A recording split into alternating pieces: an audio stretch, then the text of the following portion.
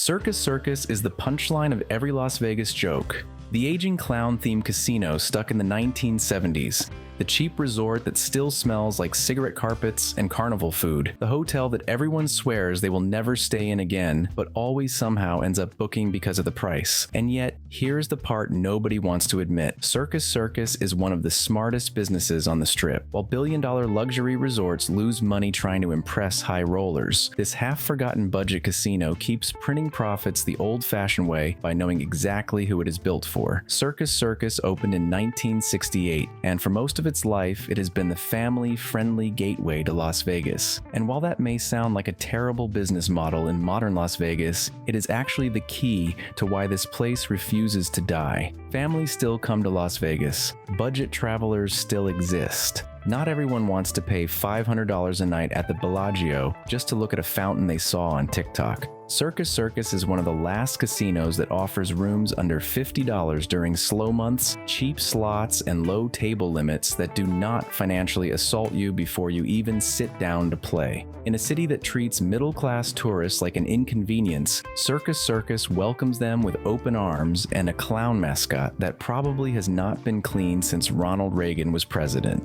Financially, it should not work. The property is outdated. The carpets have seen things no scientist could explain. The casino looks like a time capsule from when mullets were considered stylish, but this place is packed on weekends. And the reason is simple. It stays full because it follows a strategy no other major resort cares about anymore. High volume, low cost. While luxury hotels rely on a small number of elite gamblers, Circus Circus thrives on thousands of everyday players feeding it a constant stream of small wagers, arcade tokens, and funnel cake purchases. This is why the casino floor never looks empty. It does not need a whale betting six figures, it just needs families losing $20 at a time all day long. The property's biggest asset, though, is the Adventure Dome, Las Vegas's only major indoor amusement park. 5 acres of rides, games, and pink glass covering the whole thing like a giant childhood fever dream. On days when casinos across the Strip sit half empty, Adventure Dome is full of kids,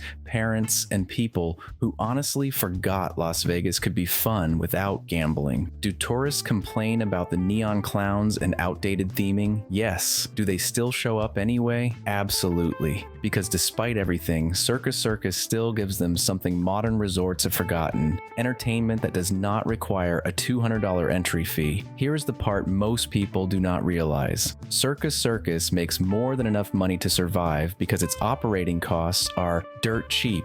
There is no fancy mall with luxury brands that require high-spending tourists. No celebrity chefs demanding million-dollar kitchens. No giant fountains that require $12 million a year in maintenance. It is a straightforward business. Cheap rooms, cheap food, cheap fun, and the fewer frills you have in Las Vegas, the harder it is for the economy to knock you down. While new resorts like Fontainebleau hemorrhage cash trying to be exclusive, Circus Circus just keeps rolling along. Budget-friendly, overcrowded, and profitable. A lot of people think Circus Circus is struggling because it looks rundown compared to its neighbors, but that struggling appearance is actually part of its survival strategy. The resort does not need to spend billions on upgrades, it just needs to stay functional. MGM understood this profit machine perfectly when they owned it, which is why they barely invested into renovations for decades. Then in 2019, billionaire Phil Ruffin bought Circus Circus for $825 million, not because he wanted to turn it into the next Wynn, but because he knows the gold mine hiding underneath that pink dome.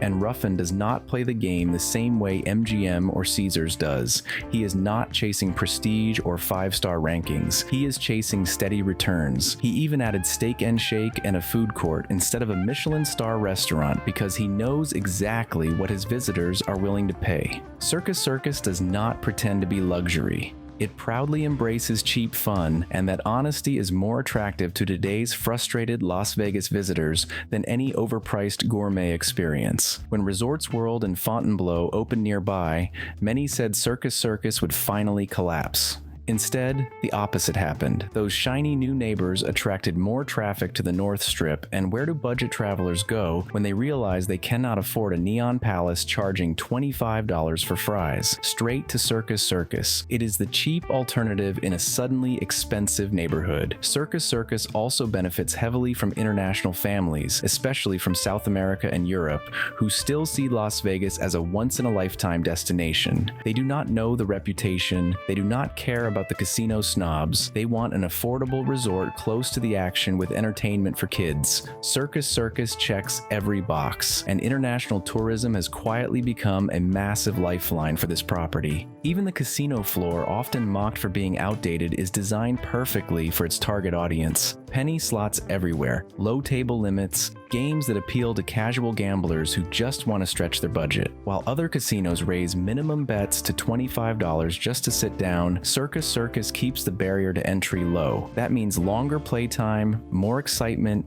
and more repeat customers. Las Vegas has forgotten that the longer people have fun, the more money they spend. And while TikTok clowns on Circus Circus as the place where dreams go to die, another reality gets ignored. Its safety reputation is exaggerated. Every casino in Las Vegas deals with crime, but Circus Circus actually invests heavily in surveillance and visible security because its customer base is families, not nightclub brawlers or high roller scammers. The perception may be rough, but the actual risk is no worse than any major resort. The clown may look creepy, but the vibes are Chuck E. Cheese, not Fight Club. There is also a massive upcoming project right next door, the new all-net arena, which despite delays and skepticism, could eventually transform the area with high foot traffic. If that ever completes, Circus Circus instantly becomes a frontline property for tens of thousands of event attendees. And if it does not, Circus Circus still wins because it did not overspend betting on someone else's dream. Here's where it gets even more interesting. Circus Circus sits on some of the most valuable land left on the Strip, and developers are watching closely. The North Strip is still rebuilding.